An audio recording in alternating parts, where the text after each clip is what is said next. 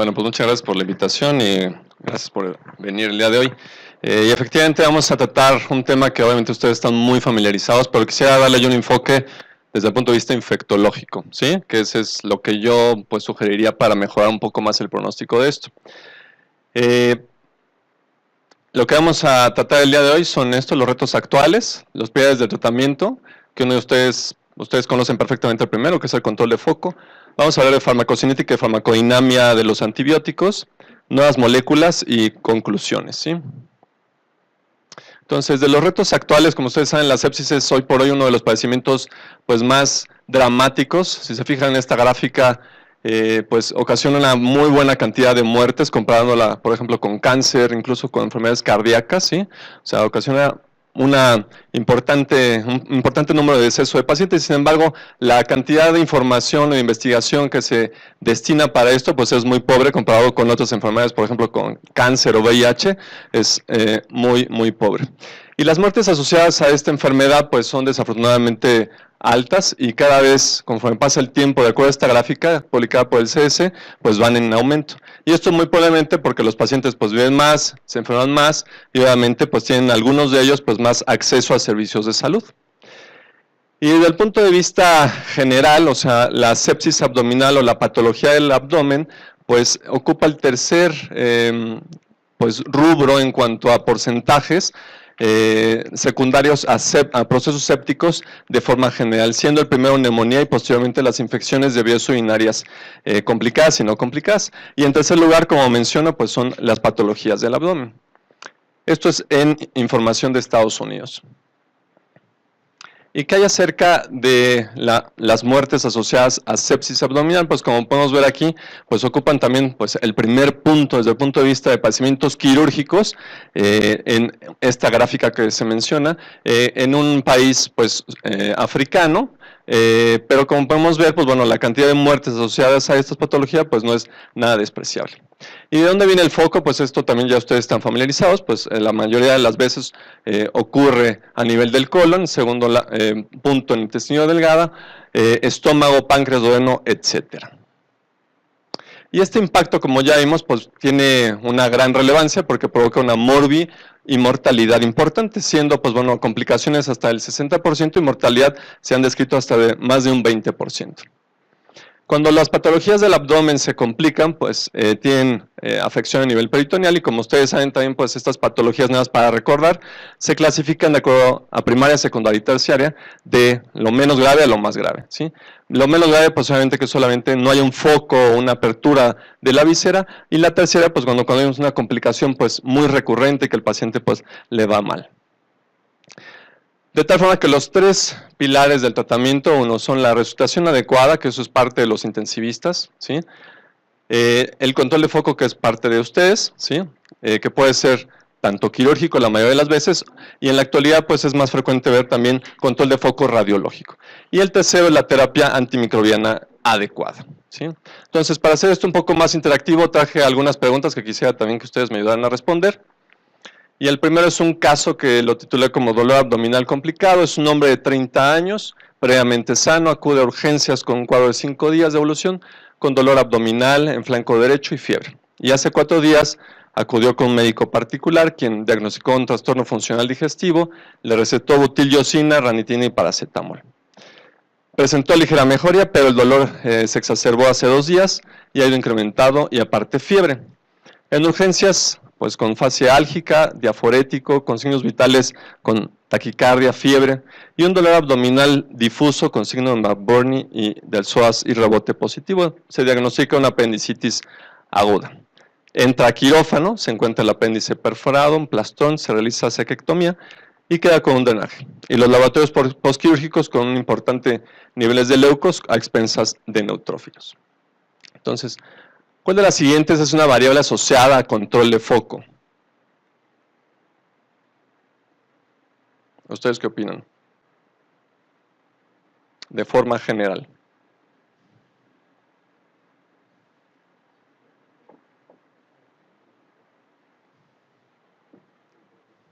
Cirugía temprana, muy bien. Okay. Y esto, vamos a ver un poquito más adelante esto.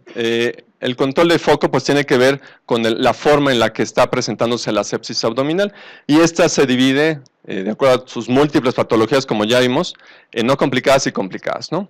Las no complicadas cuando involucra un solo órgano y no hay involucro del peritoneo, y estas generalmente podrían incluso resolverse con antibióticos y con cirugía. Y las complicadas, cuando hay una extensión a algunos otros órganos e involucra el peritoneo, y estas siempre requieren los dos tratamientos. El control de foco, como ustedes saben, pues tiene que ver con eliminar la fuente donde viene nuestro proceso infeccioso por alguna técnica quirúrgica, o bien evacuar lo que está ocasionando el proceso infeccioso después de alguna complicación, y por 4 principios, ¿no? Que es el drenaje, la restauración de la víscera, la descompresión o bien el desbridamiento. Entonces, los factores que están asociados a un buen control de foco, pues son todos estos. Cuando el paciente pues se opera tempranamente, en menos de 24 horas, cuando tiene un mapache pues menor a 25, los jóvenes obviamente les va mejor, la albúmina cuando está en buenos niveles, cuando no hay otras patologías, sobre todo pues malignidad, inmunosupresión, ¿sí? O bien pues bueno, cuando quirúrgicamente se puede llevar a cabo. Si no tienen estos, pues obviamente se relaciona a un inadecuado control de foco. No sé, okay. Esta pregunta se las hago. ¿El control de foco pesa más que la elección de antibióticos?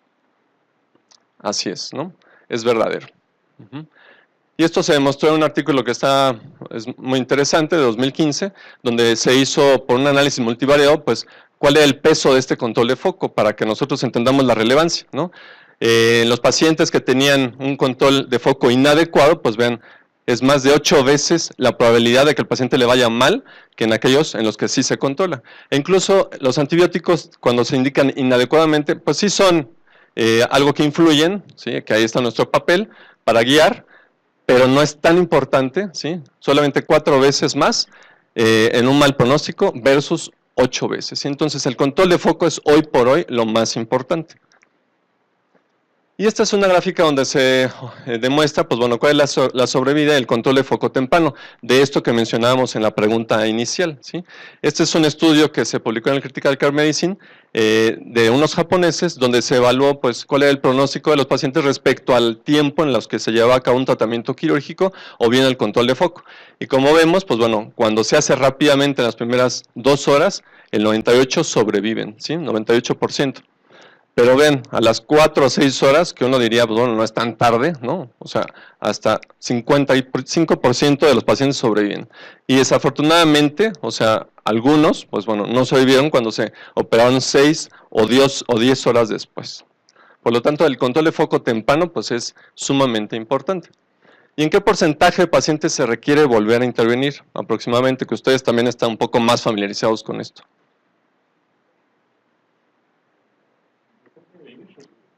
Depende del origen. En promedio, se dice un 2%, ¿sí? O sea, los hospitales o los sitios clínicas que operen más de este porcentaje, pues obvio, hay algo ahí que no está bien, ¿sí? Y este es un estudio que posiblemente ustedes han leído alguna vez, que publicaron en el JAMA, para evaluar lo que antes se recomendaba en los pacientes con una sepsis grave, ¿no? A nivel abdominal, en estas intervenciones seriadas cada 72 horas para ver cómo estaban en el interior, versus una intervención pues a demanda, es decir, si el paciente no iba bien, lo volvían a meter. Y entonces lo que observaron es que sí había una diferencia en mortalidad, ¿sí? En los pacientes que se operaban pues muy frecuentemente, entonces les iba peor a aquellos que reintervenían y reintervenían. Entonces lo que se acostumbra y se recomienda es pues solamente reintervenir cuando el paciente lo requiere, ¿sí?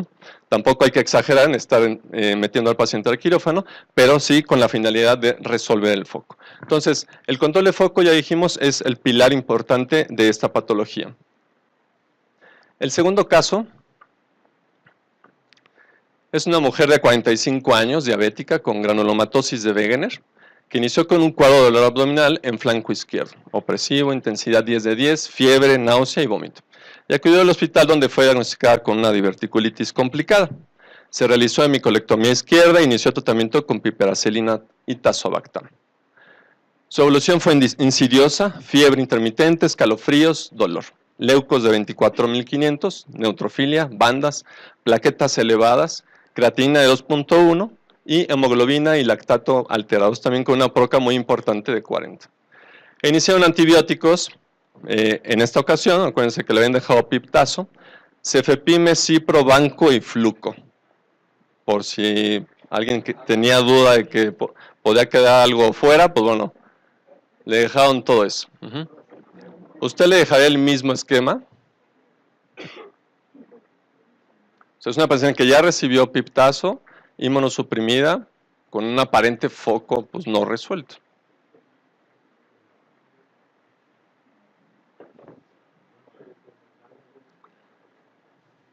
Muy bien, yo estoy de acuerdo con ustedes. ¿Por qué? Tiene riesgos de tener enfermedades, infecciones por microorganismos productores de beta-lactamasas de espectro extendido. ¿Sí? ¿Por qué? Porque es inmunosuprimida, lleva ya días en el hospital, ha sido reintervenida, ¿sí? Y aparte en el abdomen. Entonces, y además había utilizado antimicrobianos previamente, ¿no? El piptazo. Recordemos que los antibióticos hacen selección, ¿sí? No sé si ustedes sepan, pero una sola dosis de amoxicilina con ácido clavulánico, por ejemplo, altera tanto la flora que requerimos 2 años para poder recuperarla, ¿sí? Por lo tanto, hay que ser muy juiciosos cuando demos antibióticos, ¿sí? Entonces, ¿hay una terapia redundante en este caso? Cipro, cefepime, banco, fluco. Redundante nos referimos cuando hay tratamientos para unas mismas bacterias con varios fármacos, ¿sí? Así es, ¿no? ¿Cuáles son? Cefepime y cipro, por ejemplo, ¿no? Entonces, ¿por qué? Porque los dos medicamentos pues abarcan varias bacterias pues, muy similares, sobre todo gram negativos, por ejemplo, Pseudomonas aeruginosa, ¿sí? Entonces, no son fármacos que se deben de dar de forma empírica, solamente se otorgan en combinación cuando hay algún microorganismo que el otro pues no cubra. Entonces, ¿qué esquema empírico preferiría para una sepsis abdominal complicada?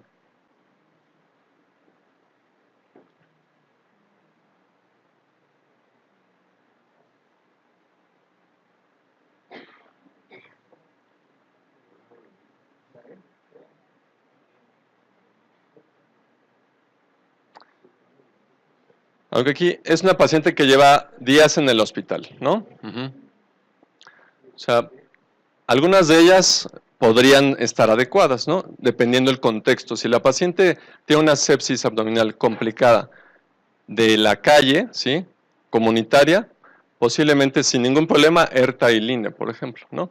Pero si la paciente ya lleva días aquí, tiene riesgos de estar colonizada por Pseudomonas aeruginosa, ¿sí? Entonces hay que dar tratamiento para eso. Una opción es piptazo, sin embargo ya la paciente había recibido, entonces no es lo más recomendable. Entonces una opción, mero y vancomicina, ¿sí? Entonces, de los patógenos más comunes que hay en la sepsis abdominal, pues bueno, son estos, cocos gram positivos, ¿sí? Que obviamente predominan mucho a nivel intestinal, y bacilos gram negativos. Y estos son dos estudios, pues nada más para comparar cuál es la prevalencia de cada una de estas, de cada uno de estos estudios de estos diferentes tipos de microorganismos. Y es muy similar. Y bueno, obviamente la sepsis abdominal, como su foco es a nivel intestinal, pues es una patología pues polimicrobiana y por lo tanto generalmente cuando está complicada pues se tiene que dar cobertura para varios patógenos.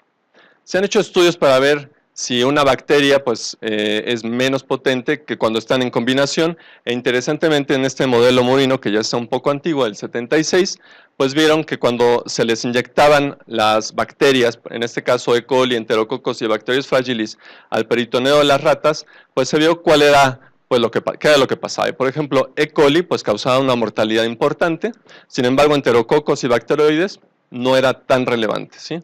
Pero cuando estas se combinaban entre ellas, ¿sí? E. coli, enterococos, E. coli, bacteroides y enterococos y Bacteroides fragilis, vean lo que ocurría en estas ratas, o sea, la patología se modificaba, la mortalidad incluso disminuía, pero había formación de abscesos, ¿sí? Entonces, el hecho de tener múltiples microorganismos a nivel peritoneal, pues puede ser que desencadene patologías diversas. Y la terapia antimicrobiana hoy por hoy se ha visto pues que cuando uno no le indica de forma adecuada, pues al paciente no le va a ir bien. Y hablando de forma general con un éxito clínico, pues bueno, por obvias razones, si uno se pone a pensar en esto, pues si la terapia antibiótica es adecuada, pues al paciente le va a ir bien. El éxito es muy bueno, hasta un 82% versus un 59%. ¿Qué hay acerca de la mortalidad? También, cuando hay una terapia antibiótica adecuada, la mortalidad es mucho menor que cuando esta es inadecuada. Y esto se ha replicado pues, en varios estudios.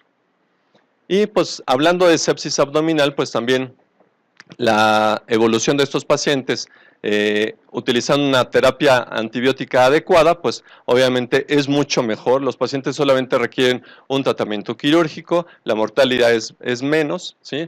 Y también, pues bueno, algunas ocasiones pues llegan a requerir alguna segunda intervención, pero en menor cantidad, ¿sí? Versus los pacientes que tienen una terapia antibiótica inadecuada.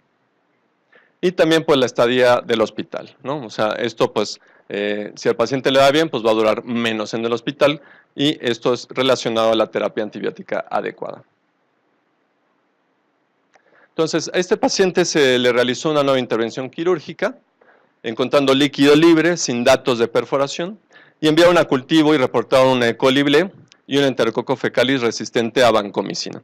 Entonces, tal vez nuestro primer abordaje de haber dejado mero y banco no estuvo mal, cubrimos esto, pero ya que tenemos la terapéutica dirigida a estos microorganismos, pues habría que cambiarlo, ¿sí? Una vez que nuestro paciente está estable. Y vamos a introducirnos un poquito más acerca de los antimicrobianos, ¿sí? Entonces, los tres pilares terapéuticos de los antibióticos es, uno, la elección de de acuerdo, obviamente, a la etiología, ¿sí? ¿Qué microorganismo es? Y conocer la MIC, es decir, si son susceptibles, intermedios y resistentes. La farmacocinética y la farmacodinamia de los antibióticos. Entonces, cuando nos llega un cultivo a nuestras manos, generalmente pues viene el nombre del patógeno, ¿sí? En la parte superior, y el antibiograma.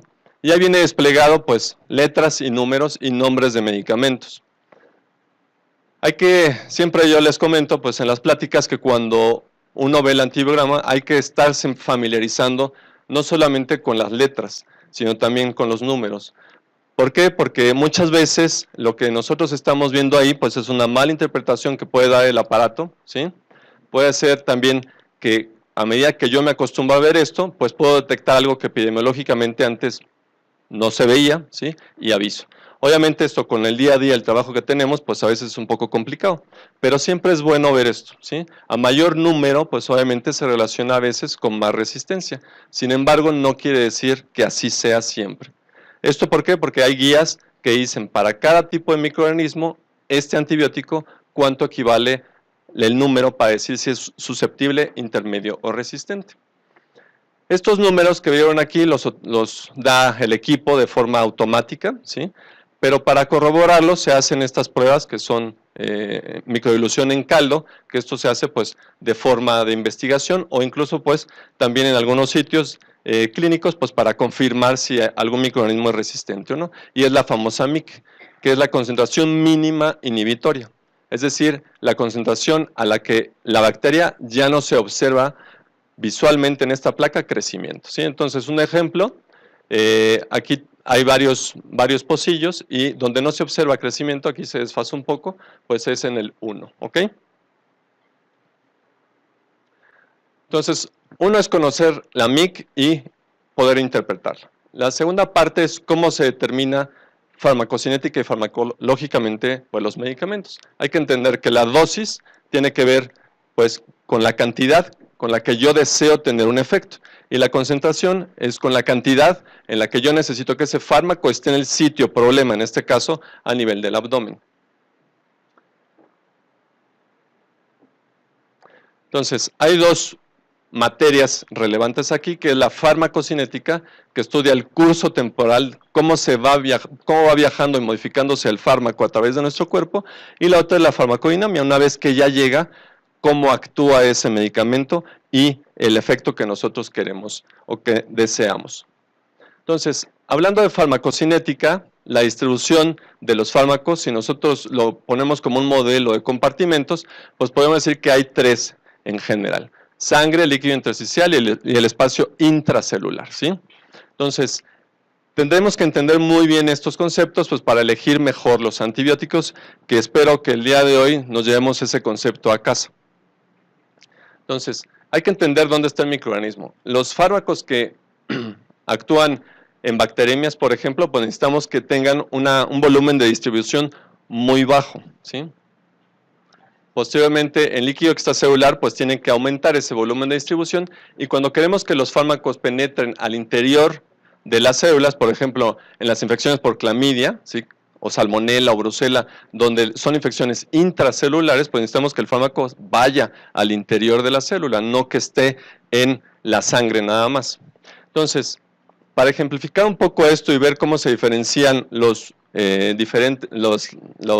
compartimentos, les voy a poner 3 ejemplos, ¿sí? El primero es la daptomicina, ¿sí? La daptomicina, ojo, tiene un volumen de distribución, es decir, la forma en la que el fármaco se va a distribuir o dispersar por el cuerpo de 0.1. Quiere decir que la cantidad de fármaco que va a estar dentro de la sangre va a ser mucho mayor, ¿sí? Y es muy poco la cantidad de fármaco que se va a quedar en sitio intracelular. Entonces, en este caso, la mayoría de la daptomicina en un hombre de 70 kilos se va a quedar a nivel intravascular. Por eso es que este medicamento se prefiere mucho, ¿sí?, para infecciones por endocarditis, por ejemplo, donde necesitamos que haya una muy buena concentración del antibiótico.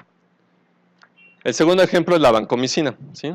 La vancomicina tiene un volumen de distribución de 0.7, un poco mayor. Tal vez de 0.1 a 0.7 uno no ve mucha diferencia, pero vean, a nivel intravascular sí hay una buena cantidad, pero ya a nivel intersticial pues también una buena cantidad, y a nivel intracelular también, ¿sí? Entonces es un buen fármaco que incluso puede pasar las meninges, ¿sí?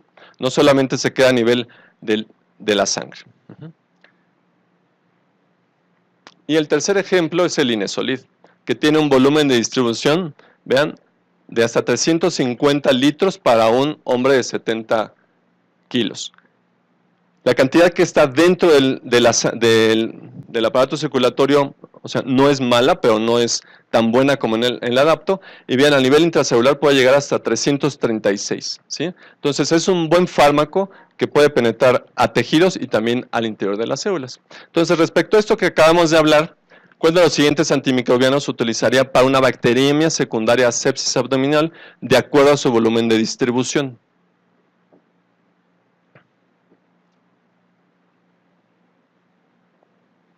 Solo tomando en cuenta el volumen de distribución por los ejemplos que les comenté. El meropenem tiene un volumen de distribución muy bajo y por lo tanto para infecciones dentro del torrente sanguíneo pues es bueno, ¿sí? ¿Ok? Levofloxacino, doxiciclina, tigeciclina incluso, o sea, no son buenos fármacos para el tratamiento de bacteremias porque la cantidad de fármaco que va a estar dentro de la sangre pues es muy pobre, ¿ok? El otro punto es la vida media, ¿sí? La vida media es la cantidad, el tiempo en el que el fármaco va a durar en un sitio, ¿sí? ¿Ok? Entonces, las cefalosporinas en general pues son fármacos que tienen pues unas vidas medias cortas, ¿sí? Por eso es que la cefazolina y la cefalotina pues se prefieren como terapéuticas prequirúrgicas antimicrobianas, ¿sí?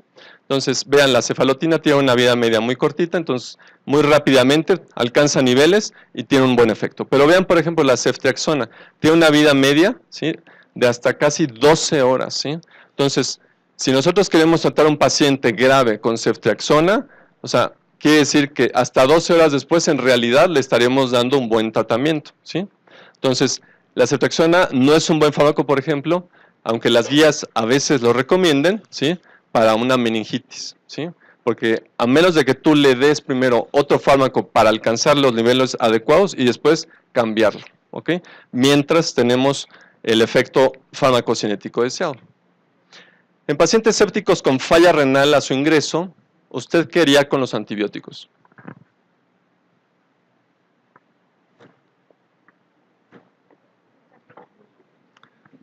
Los ajustos según el Sanford.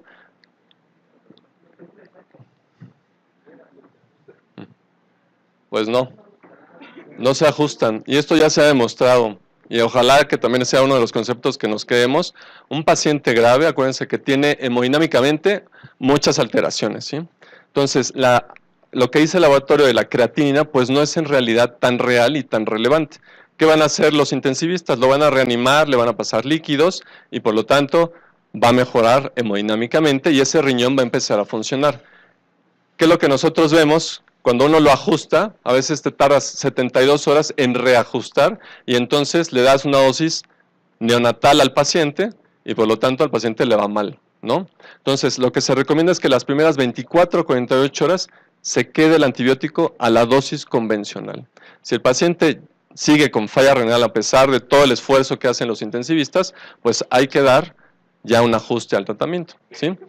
Otro caso, por ejemplo, que tal vez no les toca mucho, pero está bien que lo sepamos, el prisma, ¿sí? Este aparato que ayuda a hemodializar a los pacientes de forma continua, es lo mismo, no se tienen que ajustar los antimicrobianos, ¿sí? Se dan las dosis habituales, durante todo el tiempo que esté actuando la máquina, ¿ok? Entonces, este es un estudio donde se ha visto que el impacto de la depuración de creatinina, ¿sí? Este rubro que nosotros vemos, pues sí tiene implicaciones en cuanto a el éxito de los pacientes, ¿sí? Entonces, en los pacientes en los que hay una depuración de creatinina alterada y por lo tanto se modifican los antimicrobianos, pues les va peor, ¿sí? Que aquellos pacientes en los que no. Y el otro punto importante también que es bueno recordar es que muchos fármacos se unen a las proteínas. ¿Y qué pasa con estos pacientes que están graves? Pues la albúmina está baja y por lo tanto lo que nosotros estamos creyendo que le estamos otorgando al paciente, pues es muy probablemente una dosis muy baja porque ese fármaco no va a ir a los sitios donde tiene que viajar. Se va a perder y se va a eliminar por alguna de sus vías, ¿sí? Entonces, se han hecho estudios también farmacocinéticos en los que se recomienda ajustar las dosis de los antimicrobianos, ¿sí? Estos conceptos apenas están resurgiendo e incluso hay mucha gente que todavía pues, no lo pone en práctica. Pero se los traigo yo aquí para que lo conozcan, ¿sí? Y vean, pues de acuerdo a la gravedad del paciente y su estado nutricio, pues sí es recomendable a ese paciente aumentarle la dosis. Por ejemplo, ertapenem, pues no se recomienda 1 gramo, son 2 gramos los que se sugieren, ¿sí?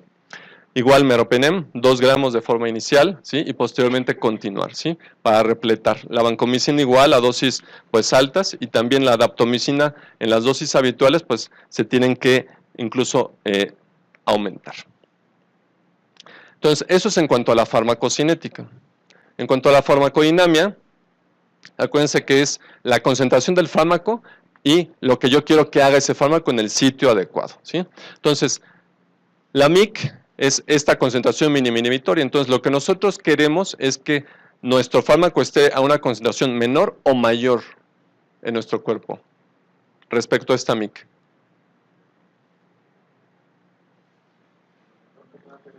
Mayor. O sea, necesitamos que esté por arriba de la MIC para asegurar que yo estoy dando un tratamiento efectivo. Si nosotros damos un tratamiento por debajo de la MIC, ¿sí?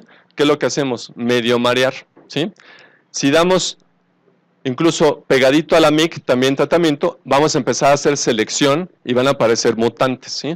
Entonces siempre nuestros fármacos tienen que estar por arriba de la concentración mínima inhibitoria, o sea, una dosis adecuada. Y esto lo ejemplifico aquí con estos esquemas en la parte superior. Cuando iniciamos un tratamiento antibiótico, que son el recuadro que tiene las bacterias azules y rojas, pues están ahí. Una vez que iniciamos el antibiótico a una concentración adecuada, desaparecen todas, ¿sí? Pero si nosotros hacemos una concentración, pues, infraterapéutica media, hay resistentes por ahí que van apareciendo y si estamos muy por debajo, que es el último cuadro, pues es como si no hiciéramos nada, ¿ok? Entonces, siempre hay que dar tratamiento. Gracias. A ver si no me hago bolas. Ahora, hay algunos fármacos que, de acuerdo a su farmacocinética, pues bueno, tienen una curva para llegar al estado estable, que es este estado en el que nosotros queremos estar, pues para poder dar un tratamiento antibiótico por arriba de la MIC.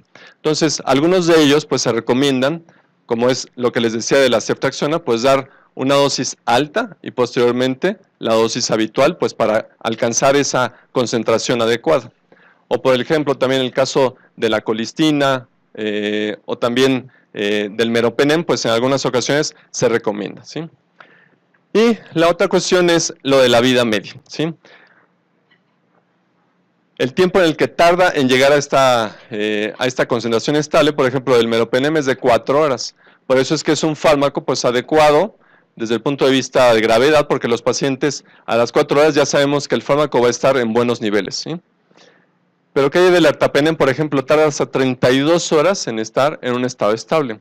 Por eso es que no se recomienda, por ejemplo, el ertapenem para infección, para bacteremias, ¿sí? Inicialmente. Hay que iniciar con otro fármaco y ya después rotar, ¿ok? No quiere decir que el medicamento no le vaya a pegar a las bacterias, pero el efecto en el que nosotros queremos estar por arriba de la MIC rápido, pues no lo vamos a lograr, ¿ok? Para una infección de vías urinarias, pues no complicada, comunitaria, por ejemplo, por una E. coli B, que se ve a su casa, pues no es tan importante. Pero por una bacteremia, que el paciente está con aminas, pues ahí sí queremos pegar duro y fuerte, ¿no? Entonces, esto es lo que les decía, o sea, una concentración de antibiótico, pues alta y rápida, pues va a estar por arriba de la MIC pronto. Y también los antibióticos que tienen vida media larga, pues también se preferirían, pues porque obviamente no vamos a estar redosificando, es mucho más cómodo. Y siempre por arriba de la MIC, ¿sí? Entonces, recordando un poquito que hay dos tipos de antibióticos desde el punto de vista farmacológico, los que son dependientes de tiempo, ¿sí? Como son los betalactámicos, la vancomicina, en los cuales, pues bueno, una vez que alcanzan su pico, dejan de tener un efecto farmacocinético y hay que dar otra dosis, ¿ok? Como se observa en esta gráfica. Entonces, normalmente las dosis intermitentes, esta de meropenem 1 gramo cada 8 para 30 minutos, pues es lo que veríamos nosotros en la gráfica de abajo. Esto, ¿sí? Sin embargo, pues bueno, tenemos un tiempo por arriba de la MIC en solamente un 40% de las veces. Y todo este tiempo que está acá, estamos descubriendo al paciente. No le damos tratamiento adecuado. Cuando nosotros damos una dosis extra, por ejemplo, pues bueno, hay una mayor proporción. Sin embargo, también el medicamento pues no va a estar aquí con unos lapsos de tiempo pues que van a quedarse pues sin tratamiento. Cuando nosotros damos infusiones prolongadas, es decir, para 3 horas continuas, que lo que más se ha demostrado es en betalactámicos, pues el tratamiento pues es un poco mejor porque es mayor al 40%, pero sigue habiendo aquí unos gaps, ¿sí? Y se han hecho estudios donde se dan infusiones continuas, ¿sí? Durante 24 horas, meropenem, por ejemplo, o piperacilina tazobactam, y pues estamos por arriba de la MIC siempre, ¿sí? Entonces, ¿cuáles son las dos opciones que se recomiendan? Estas últimas, ¿sí? Tanto dar tratamiento durante 24 horas, ¿sí? Como dosis intermitentes en infusiones para 3 o 4 horas, ¿ok? ¿Qué es lo que pasa desafortunadamente cuando damos para 24 horas un fármaco? Pues bueno, hay que ver si es estable farmacocinéticamente, ¿sí? Por ejemplo, el meropenem a las 8 horas pierde su efectividad porque se vuelve inestable. Entonces, no se recomienda dar una infusión de 24 horas en la misma bolsa. ¿Qué es lo que se recomienda? Pues bueno, que a las 8 horas de que se termina, inmediatamente poner la otra bolsa para que siga esa infusión continua, ¿sí?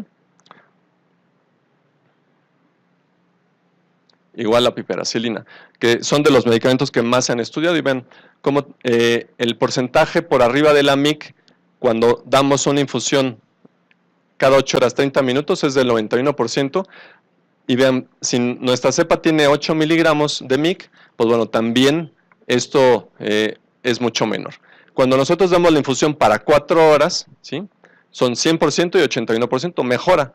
Pero cuando es infusión continua, 100%, ¿ok?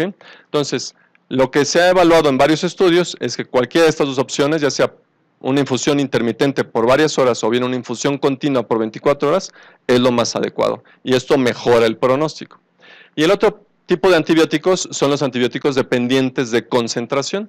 Lo que necesitamos nosotros es tener una dosis muy alta por arriba de la MIC y ese medicamento per se va a estar actuando durante muchas horas después. No necesitamos estar dando dosificaciones continuas porque el medicamento, una vez que penetra y a una dosis adecuada, pues ya no va a tener más efecto. Es decir, nosotros damos aquí una dosis de amikacina, por ejemplo, y el medicamento va a estar ahí prolongado el tiempo de tratamiento hasta que termina, ¿sí? Y tienen estos medicamentos generalmente un efecto post-antibiótico, es decir, siguen actuando a lo largo del tiempo a nivel de las unidades ribosomales, inhibiéndolas. Entonces, ¿cómo se comportan los antibióticos en los pacientes graves? Pues bueno, muy probablemente ya han de saber esta respuesta, ¿no? Pues bueno, veamos cómo en los estudios pues de los pacientes sanos con los que se aprueban los medicamentos, etcétera, pues son todos pues muy diferentes a los pacientes en la terapia intensiva que están graves, hemodinámicamente inestables, que tienen las proteínas bajas, que tienen pues mucho edema por todo el líquido que se les ha colocado, y vean cómo el volumen de distribución pues se modifica abismalmente entre cada uno de estos medicamentos. O sea, todos los medicamentos en los pacientes graves se llegan a modificar, ¿sí? Y uno de ellos, por ejemplo, es la vancomicina. La vancomicina es uno de los medicamentos que, de acuerdo a su farmacocinética, pues es muy variable, ¿sí?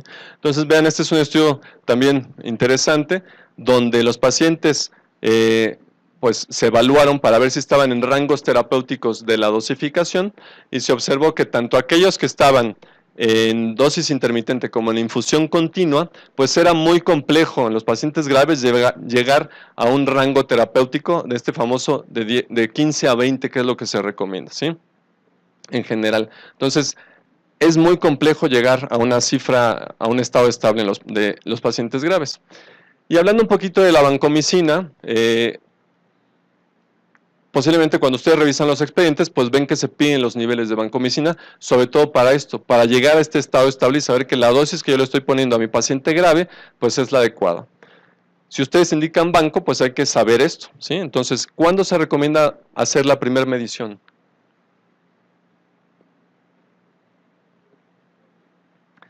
Bueno, esto es algo también que ya no se les va a olvidar, espero, antes de la cuarta dosis, ¿sí? O sea, se pasa a la tercera y justo antes de que la enfermera le pase la cuarta dosis, se toma en ese momento el nivel de vancomicina, ¿ok?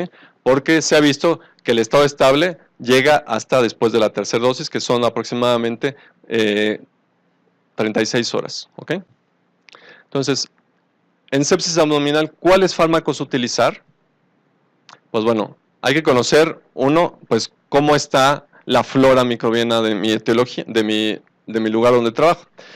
Y esta es solamente información que les traigo, que es mexicana, de la Secretaría de Salud, pero en un organismo que se llama ROVE, que tal vez también han escuchado, donde las unidades de vigilancia epidemiológica pues reportan enfermedades infecciosas de cualquier tipo, ¿sí? Hay unas pues que son obligadas, y en este caso les voy a mostrar de resistencia. Algo interesante es de que una buena cantidad de hospitales pues, privados participan en ella. Entonces puede ser que parte de esta información se vea reflejada de lo que ven ustedes aquí en este hospital. Entonces, Escherichia coli, veamos, de lo más importante, las cefalosporinas. Ceftriaxona, vean, 30%, ceftazidima, aproximadamente un 10%, y cefepime, un 30% de resistencia. O sea, es muy prevalente la Escherichia coli. Enterobacter, lo mismo, ¿sí? Alta prevalencia, no tanta, 15-20, pero es alta, ¿sí? Klebsiella pneumoniae, que es de los patógenos también más frecuentes, que a veces encontramos en sepsis abdominal, 30% para ceftriaxona, cefepime. Y ojo, hay algunas que también traen carbapenémicos resistentes. Entonces, ¿cuáles son los riesgos de BLES? Pues bueno, cualquiera de estos pacientes que hayan recibido tratamiento antimicrobiano, sobre todo cefalosporinas y quinolonas, o alguna inmunosupresión, diabetes, infecciones de vías urinarias recurrentes, porque estos pacientes pues están utilizando fármacos constantemente, hospitalizaciones previas y inmunosenescencia. En el caso de pseudomonas, pues también la resistencia pues no es nada despreciable. Ciprofloxacino, vean, 17%, ceftazidima aproximadamente un 10%, cefepime un poquito después. Acinetobacter baumannii, que esto ya la verdad creo que está mucho peor de lo que dicen estas gráficas, ¿sí? Pero es lo que está reportado en la ROVE. Ciprofloxacino 35%, imipenem, meropenem, pues de casi un 10%. ¿Y qué hay acerca de los cocos? Pues vean la resistencia a oxa, que es lo que más nos importa, que es la verde, a nivel nacional menos de un 15%, ¿sí? Que no está tan mal. En Dinamarca, por ejemplo, en Suecia es del 0.1 o del 1%, ¿sí? Pero, o sea, comparado con otros países de Sudamérica, por ejemplo, Bolivia tiene hasta casi 80% de resistencia de oxa. Enterococo faecium, la resistencia a banco pues no es despreciable, es de más de un 10%. Y hablando de enterococos, pues también cuál es el riesgo para tener o para pensar en sepsis abdominal para dar tratamiento para este microorganismo, pues lo mismo, uso de antibióticos en los 90 días, inmunosuprimidos, como es el caso de nuestro paciente con granulomatosis, infección postquirúrgica o también prótesis vasculares. Y el último, pues las cándidas, ¿no? No sé si podrías regresar, ahí está. Que pues bueno, hablar de sepsis abdominal y no hablar de cándida pues también es un poco complicado, ¿no? Porque casi siempre se presenta esta infección, sobre todo en las peritonitis terciarias. Todo paciente que haya utilizado antibióticos pues tiene riesgo de alterar esta flora que les mencionaba, y uno de ellos pues es el predominio de levaduras, ¿no? El uso de NPT se ha asociado también a esto. La patología abdominal per se pues es uno de los principales factores que se asocian a esto, y la presencia de prótesis vasculares de forma general. De acuerdo a las últimas guías que existen de sepsis abdominal, porque las del ITSA son del 2010, que ya están muy, muy antiguas, las más recientes europeas son del 2017. Y dividen muy sencillamente, creo que es muy fácil de aprender, los tratamientos antibióticos de acuerdo a cómo se adquirieron las sepsis abdominales. Entonces, aquí, no sé si puedo regresar, ahí está. Si se adquirieron en la comunidad y no están complicadas, pues bueno, incluso hasta Moxiclav, si lo que nosotros vemos en la comunidad es compatible, se podría dar, ¿no? Pero, por ejemplo, ceftriaxona, metronidazol o cefotaxima, metronidazol, digo, que es lo que habitualmente usamos, digo, no está mal. Si hay riesgo de BLE de acuerdo a esta tabla que mencioné previamente, pues una buena opción es ERTA o bien tigecyclina para una infección no complicada comunitaria. Para las complicadas, pues aquí hay que ser un poquito más agresivos, sobre todo para cubrir pseudomonas, por eso es que se recomienda piptazo o bien cefepime y agregar metro. Y si hay riesgo de enterococo, pues agregar ampicilina. Uno pensaría, pues bueno, la ampicilina es una penicilina, igual que la piperacilina, ¿no? O sea, la piperacilina, ¿por qué agregarle ampi a algo que ya tiene beta-lactámico? Pues bueno, hoy por hoy la ampicilina es el mejor tratamiento para enterococo, ¿sí? Entonces, en aquellos que sean susceptibles, pues les va a beneficiar. La piperacilina les pega, pero no es lo mejor, ¿ok? Entonces, habría que agregarle. Y aquellas que son adquiridas en el hospital, ¿sí?, que también pueden ser no complicadas o complicadas, el piptazo es una muy buena opción. Y si hay riesgo de BLE y pseudomonas, pues bueno, meropenem o imipenem, piperacina, tazobactam y agregar tigecyclina, ¿ok? Y para las complicadas, pues bueno, hay que cubrir Staph aureus o oxa resistente o bien enterococo resistente a banco, y para eso se otorga mero imipenem con banco o línea. Y si hay riesgo de candidiasis, pues bueno, alguna equinocandina, y posteriormente al saber la susceptibilidad, pues se puede incluso bajar a fluco o continuar con la equinocandina. Entonces, recordar siempre tomar cultivos y dar tratamiento dirigido a los cultivos. ¿Por qué? Si nosotros seguimos con mero y line o mero banco, imipenem line, imipenem banco, pues vamos a hacer selección y vamos a crear monstruos, ¿sí?, bacterianos a la larga. Entonces hay que ir disminuyendo esta presión de selección pues para disminuir la resistencia, que a lo largo del tiempo, pues como vemos, ha ido incrementando y los antibióticos han ido disminuyendo. Y esta pregunta se las quería hacer, pues si ustedes han escuchado o han visto de resistencia reportada a carbapenémicos en enterobacterias, E. coli, Enterobacter, Klebsiella. Es poca, pero sí existe, ¿sí? Entonces, y esto es secundario pues al mal uso o sobreuso de los antibióticos. Y estos son los reportes que hasta en el 2017 pues había de enterobacterias resistentes a carbapenémicos. O sea, el carbapenémico ya no les hace. Y entonces por toda esta temática de resistencia, pues bueno, a Estados Unidos y Europa pues han tratado de generar 10 fármacos para el 2020, ¿sí?, con la finalidad, pues bueno, de dar nuevas opciones. Uno de ellos es ceftolozano tazobactam, que tiene actividad contra pseudomonas, ¿sí?, y también afecta algunos mecanismos de resistencia como el AMC, Desventajas, pues bueno, que además de dar estos dos fármacos, pues hay que otorgar metronidazol para infecciones intraabdominales, hay que doblar la dosis en neumonía y hay que ajustar en función renal, ¿sí? Y también, pues bueno, actúa contra ABLES, aunque no en todas. Otra opción también que viene en camino es Cefta-Ibactam, que esta tiene un mejor espectro en cuanto a resistencias. Hay varias beta-lactamasas que incluye a los microorganismos que son resistentes a carbapenémicos, ¿sí? Es un buen tratamiento para ellos y desafortunadamente ya en algunos países donde ya se usa, pues se ha visto resistencia. Y también hay que agregar metronidazol, ¿sí? En algunos pacientes pues se vio mayor mortalidad, sin embargo esto fue por una dosificación inadecuada, que es esto lo que les mencionaba, y pues bueno, no actividad contra un tipo específico de enzimas que rompen carbapenémicos. Y otros fármacos, estos dos fármacos pues prácticamente ya en algunos meses van a estar los dos en México, ¿sí?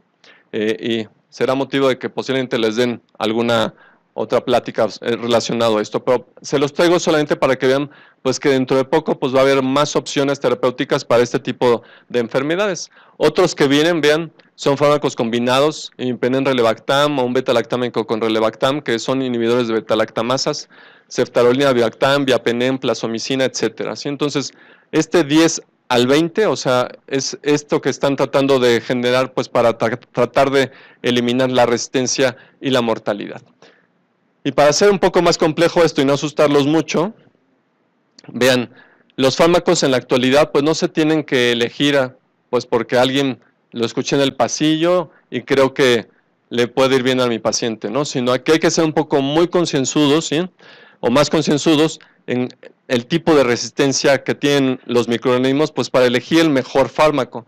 Y como ven, todas estas nuevas moléculas, pues tienen algunos sitios donde actúan para bacterias específicas y por lo tanto, pues sí hay que conocer un poquito más antes de animarse a dar cada uno de estos medicamentos, ¿sí? ¿Por qué? Pues porque posiblemente, si nosotros no los usamos adecuadamente, vamos a generar más resistencia y volvemos al mismo punto, ¿sí? Entonces, como conclusiones, la sepsis abdominal, pues bueno, es una enfermedad frecuente y en ocasiones, pues devastadora. Hay que seguir lineamientos, pues, para cubrir los objetivos y las metas, sobre todo de las metas de sepsis, con la finalidad, pues, de disminuir la morbi y mortalidad de los pacientes. El control de foco, pues, es un pilar fundamental en el tratamiento y la elección de los tratamientos antibióticos con su dosificación adecuada en alguna de estas formas en las que les mencioné, pues es algo que mejora también mucho el pronóstico y hay que conocer la epidemiología pues para saber si el vecino de mi paciente tiene alguna infección con alguna bacteria de resistencia, pues posiblemente podría también tener que tratar a mi paciente si está con un padecimiento que no está resuelto, ¿ok? Y básicamente. Entonces no sé si tengan